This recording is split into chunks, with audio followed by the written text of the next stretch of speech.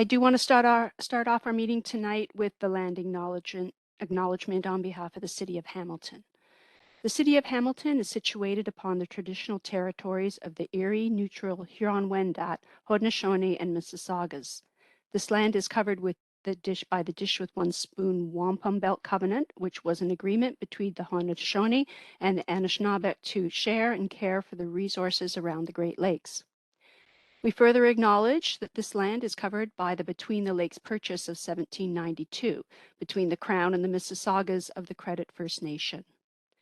Today, the City of Hamilton is home to many Indigenous people from across Turtle Island, North America, and we recognize that we must do more to learn about the rich history of this land so that we can better understand our roles as residents, neighbors, partners, and caretakers. Thank you very much. So again, I do want to welcome everyone to our meeting tonight. My name is Christine Newbold. I'm the manager of Sustainable Communities in the Planning and Economic Development Department with the City of Hamilton, and I'm going to be facilitating tonight. We also have several staff members here. Our presenter for tonight is Melanie Pham, our Senior Project Manager in Sustainable Communities section. And in addition to Melanie, we have other city staff present at the meeting. Marianne Penetrant is contributing her technical expertise tonight, and she'll be helping the meeting run smoothly. We also have two staff here from the Investment in Affordable Housing section of the Healthy and Safe Communities Department. We have Jennifer Roth. Give a wave, Jennifer. Thanks. And we have Kamba Akunda, and he is waving from over there. Thank you for joining us. They can assist with any questions that are beyond the scope of this meeting tonight, potentially. So in addition, I also want to note that we do have legal staff who are also assisting with this project, but they're not here tonight. But they've been working with Melanie on the development of the draft bylaw and we'll be discussing tonight, and will be heavily involved in future implementation steps as we move forward. Thank you. So the focus of the meeting is really to provide an overview of the Rental Housing Protection Policy Review Study. We want to hear your questions and comments because we do value that input, and that input will be considered as part of the review and the formulation of final recommendations. So following all the consultations and the commenting period, we will be doing a feedback report, which will be prepared to detail what we've heard. And that feedback report is going to be posted on our project website and will form part of the staff report back to the Planning Committee. So a bit about our format tonight. We will be having a live presentation followed by a Q&A session. And in the Q&A session, you can ask questions or provide comments by using the Q&A function, which is the circle in the lower right hand of your screen. It has the little question mark there. I will be reading out the questions as they come in and any comments that come in as well. So staff will respond as required. Your name is not going to be read aloud when you enter a question, and that's for privacy reasons. And where there are similarities in questions, if there's questions that have been already answered, I will acknowledge that. But also if there's questions coming in along a certain theme, I'll try my best to group those so we can cover them all together. Okay, so the Q&A function is there for privacy reasons, but if you do wish to use your microphone to ask a question, please raise your hand and a host will unmute you. Okay, so right now I'm going to turn things over to Melanie to get started, and she's going to begin the presentation. Thank you, Christine. As part of this presentation, I will be giving a background on this project, including explaining how the project started and what the intent is for the project, as well as a bit of information about the city's official plan and the scope of the project. And after this, I'm going to provide a summary of the city's existing policies and processes, some of the initial work that was done on the review, and the changes that are being proposed. And then I'll be closing with some information about what comes next after this and the timelines for the project. I've included a few questions here that I was hoping you could consider as I'm going through the presentation. One is, do you think that the proposed changes help to strengthen protections for affordable rental housing? And also, what types of conditions do you think are important to include in a permitting process to support tenants? And do you have any other ideas about the project or the implementation pieces that you would like to share? So we'll be coming back to those at the end of the presentation. This graphic that I've included here is meant to highlight the broad range of initiatives within the planning division that support our continuum of housing needs. So just to show some of the things that we've been working on, the Rental Housing Protection Policy Review is only one of a variety of housing related work that's ongoing within our division. And of course, there are many other initiatives ongoing with other departments and divisions as well. One of the other key groups being our housing division within the Healthy and Safe Communities Department.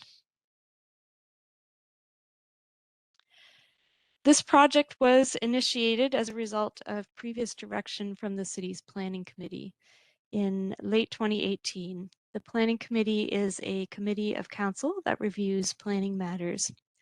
The committee directed staff to review the existing criteria within the city's official plan that apply to conversions of primary rental housing from rental tenure to condominium. And staff were directed to look at ways to strengthen the policies and provide protection for rental housing, and then report back to the planning committee. A report back was presented earlier this year that outlined staff's review and preliminary recommendations. And demolition policies were also included in the review because considerations for demolitions are very similar to conversions. Both situations are addressed in the rental protection, housing protection policies within the city's official plan. And the goals of protecting affordable rental units are very similar between both situations. That initial report was received and staff were authorized to consult on the changes and make necessary revisions before coming back to Planning Committee with final changes.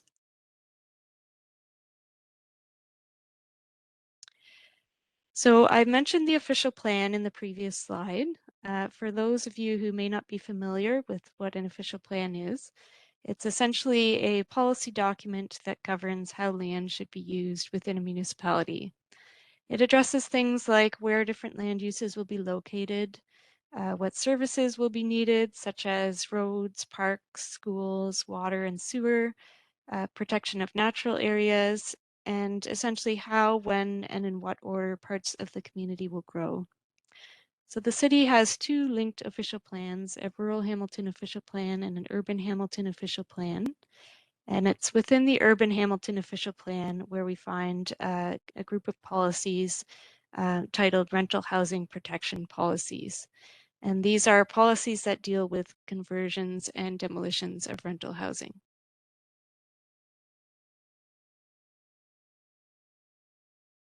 So why do we have policies in our official plans about rental housing? It's a key part of the city's housing continuum, which is referring to the full range of housing within the city.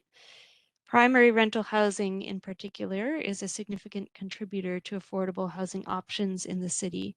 And existing primary rental housing can be lost due to conversions to condominium or through demolitions. The recently completed 5-year review of the Housing and Homelessness Action Plan found that affordable rental housing development has not kept pace with demand. And as such, as part of the actions that the city takes toward providing affordable housing, it's important to maintain existing affordable units in addition to creating new units. So this is one of the key reasons why municipalities include restrictive policies in their official plans for conversions and also sometimes for demolitions to maintain the remaining limited supply of these units. And it is important to note here that conversions and demolitions can be beneficial in some situations and can help meet other planning goals, such as affordable home ownership or addressing maintenance issues or intensification. So the goal of restrictive policies is not to prevent all conversions and demolitions, but to establish some appropriate limitations to manage change and to limit negative financial consequences for tenants. There's a few key terms that I do want to highlight as they relate to this project to clarify what is meant when we use these terms. The first is primary rental housing. So when we refer to primary rental housing, it's defined as buildings or groups of buildings containing 6 or more dwelling units, owned by a single owner or agency and built with the intention of being permanently rented. This definition is important because the city's official plan policies about conversions of rental housing and demolition only apply to rental units which meet the definition of primary rental housing. And as well, when we're talking about the Municipal Act, the powers of the Municipal Act only permit a municipality to regulate conversions and demolitions of rental housing for properties with 6 or more rental units. The other key term I wanted to highlight is affordable housing. And when we're talking about rental housing, this means the least expensive of a unit for which the rent does not exceed 30% of gross annual household income for low and moderate income households, or a unit for which the rent is at or below the average market rent of a unit in the city of Hamilton. And the definition here that I've shown is in the city's official plan, and it's also consistent with the province's definition. So as mentioned, the scope of the project is focused on reviewing the rental housing protection policies in the city's official plan and considering how we can implement them. So this includes looking at whether any changes to policies are appropriate, and then looking at our framework around how these types of proposals works. So this is a very specific scope, and I just did want to make sure that's understood that the scope of the project does not include creating new affordable housing, and it doesn't include addressing what's commonly referred to as rent evictions.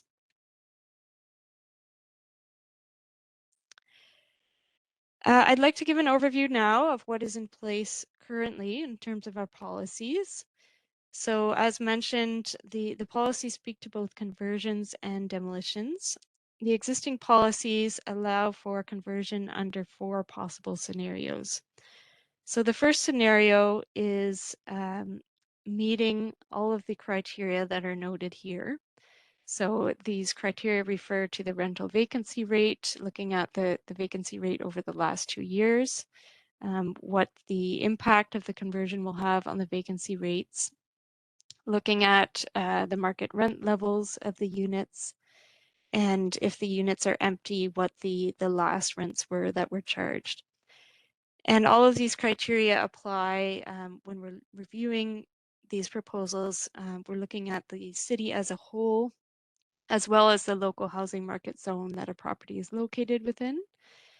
So shown on the right here is an image from the city's official plan.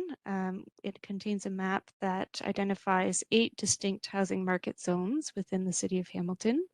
So we'd be looking at this criteria in relation to those local housing market zones.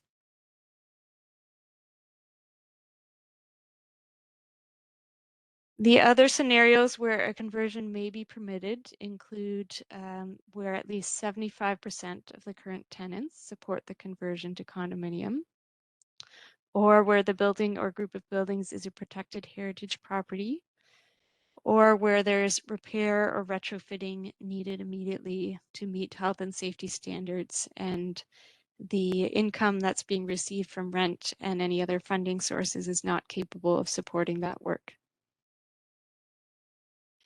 So just to give you an idea of our past applications, since our Urban Hamilton official plan came into effect, which was in 2009, there's been 14 applications for conversion, and the majority of them were made using the first criteria, so those 4 requirements in the previous slide. And we've had 3 applications that have been approved based on scenario 2, where at least 75% of the tenants were in support. And we have not yet had any applications under scenario 3 or 4. Policies on demolitions are very similar to conversions. For most demolitions, the same 4 criteria would be considered, as I described for the first scenario for conversions. And demolitions can also be considered in cases where a building is structurally unsound. The exception to this is within the downtown secondary plan area. Within this area, there are policies in place that require all units to be replaced. So it's a little bit different than the general policies. So in terms of the processes that apply right now, a conversion to condominium requires a condominium conversion application. And this application is processed in the same way as a plan of subdivision. So the Planning Act grants the city the authority to regulate the division of land or buildings through plans of condominium into parcels or units that may be sold as part of a condominium corporation.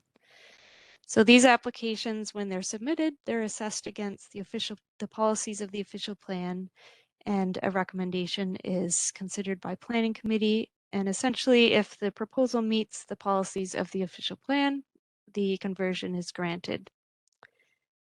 The existing tenants are still protected under the Residential Tenancies Act and can continue to rent their units. However, over time, rental units can be lost where units become owner-occupied. And then with regards to demolitions, all of Hamilton is designated as a demolition control area.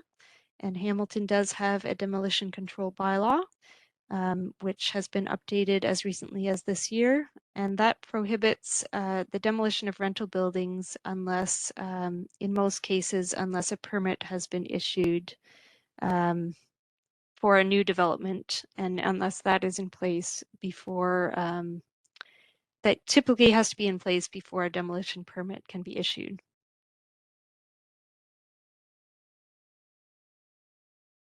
So as part of the preparation of the initial report that went to Planning Committee earlier this year, background data was collected and reviewed to establish some baseline information and provide a context for the review. So this included some information from our housing staff and related to housing needs, vacancy rate data, and then also it included data on past condominium conversion applications and demolitions.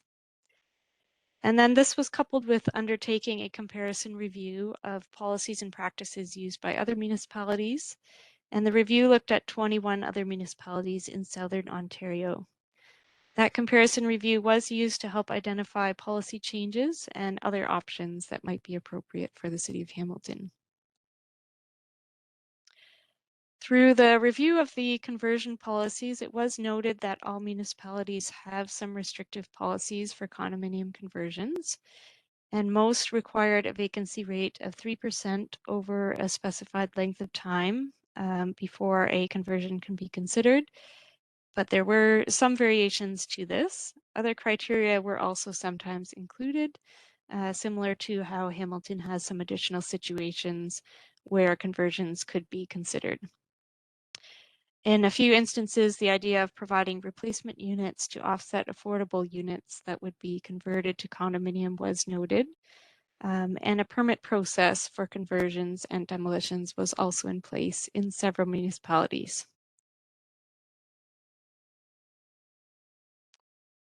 The comparison review found that all municipalities reference the use of demolition control bylaws to control residential demolitions in general, but only about half spoke to demolitions of rental housing specifically and potential impacts on affordable units. And where we did find policies in place, sometimes replacement units were encouraged and sometimes mandated. and other conditions such as controlling rents and providing assistance to tenants were also noted in some cases. And also, as mentioned, where there was a bylaw in place, this regulates demolitions in addition to conversions. So as part of this project, staff are proposing some changes to the framework for conversions and demolitions of rental housing as part of this review. There's essentially two main parts to staff's recommendation. The first is the implementation of a municipal act bylaw to regulate conversions and demolitions of rental units through a permit process. And this has been identified as a key feature which can strengthen the city's strategy to protect existing rental housing, particularly affordable housing. So some of the benefits to this approach are that it would create a consistent permit process to implement the citywide official plan policies, as well as provide an implementation process for the rental replacement policies that are in the downtown secondary plan. And it would also apply in situations where the city might not be able to apply its official plan policies, such as when a property has as-of-right zoning. And it would permit the city to refuse an application to demolish rental housing, even if a building permit has been issued. It can also regulate situations where a building is being renovated or altered to remove units or change the size or mix of units. And the permit process can help to ensure that tenants are protected as tenant assistance matters and matters such as offering replacement units to tenants can be addressed through specific conditions and legal agreements as part of the permit issuing process. So as part of this recommendation, we are proposing that some of those detailed criteria in the scenario 1 for conversions and demolitions be simplified and instead be moved into a bylaw under the Municipal Act that would create this permit process. And one change to the detailed criteria is also proposed to require a citywide vacancy rate of 3% instead of 2%. So the 2% requirement for the local housing market zone would be maintained, recognizing that rates might be a bit different in specific areas. The overall 3% was found to be more consistent with best practice in other municipalities and a more enhanced measure of the health of the overall rental market. So the second part of the recommendation is to make some minor adjustments to the policies in the Urban Hamilton Official Plan. So as I mentioned in the last slide, this includes simplifying some of the language about the criteria and then other changes include removing the policy permitting conversions if 75% of tenants are in agreement. So although the intent of this policy was to promote affordable homeownership, in practice, we found that it's very difficult to document support and to ensure that tenants have been provided with fulsome information and have not been pressured to indicate positive support. So that is the reason why that recommendation is being made. And lastly, the demolition policies are proposed to be expanded to allow demolitions to be considered where replacement rental units will be provided either on site, on a comparable site in the same local housing market zone, or through cash in lieu. So right now, demolitions are only permitted if they meet all of the criteria, which I referred to as scenario 1. And this would provide a little bit more flexibility. So this helps to support intensification goals while still providing those protections for affordable rental units.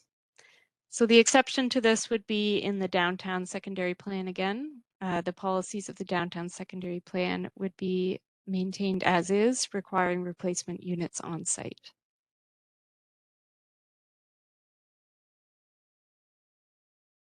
Some of the potential conditions that might be associated with a permit and that are noted in the draft bylaw are listed here. So these include things like replacement of rental units maintaining converted units as rental units for a period of time, requirements around offering converted units to existing tenants for purchase, notification requirements to tenants, securing rights to return to units at similar rents, providing alternative accommodations. So, for instance, if a building is being demolished and there are replacement units that the tenant would be coming back to, they would need alternative accommodations for a period of time, and potentially other financial assistance.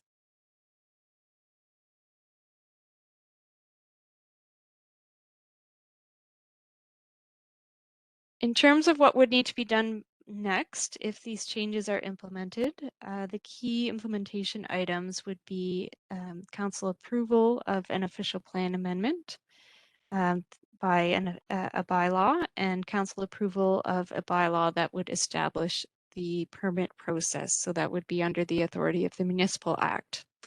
And in addition to this, I just wanted to note as well, there would be other things that would need to be determined. There's a number of details that still need to be worked out. A few items are noted here, things like fees and fines for non-compliance, application forms, training staff, preparing information for applicants about what is needed and how the process works. And legal staff would also have to prepare certain agreements to use where conditions are required. And as well, a reserve fund would need to be established to collect monies such as cash in lieu payments if those are required as a condition. So we're nearing the end of the presentation. I just want to go over right now some of the timing that we're looking at for the next steps of this project. So right now we're in a consultation phase. We're collecting feedback over the next month into early November. I did want to note that our initial notice had a commenting due date of October the 21st, but we have now moved that a few weeks ahead to give additional time for commenting. So we're now asking for comments by November the 4th.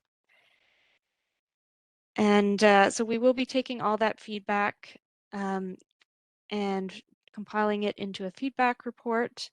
And then we'll be taking everything that we've heard and making revisions and fine-tuning the content of the bylaws as needed.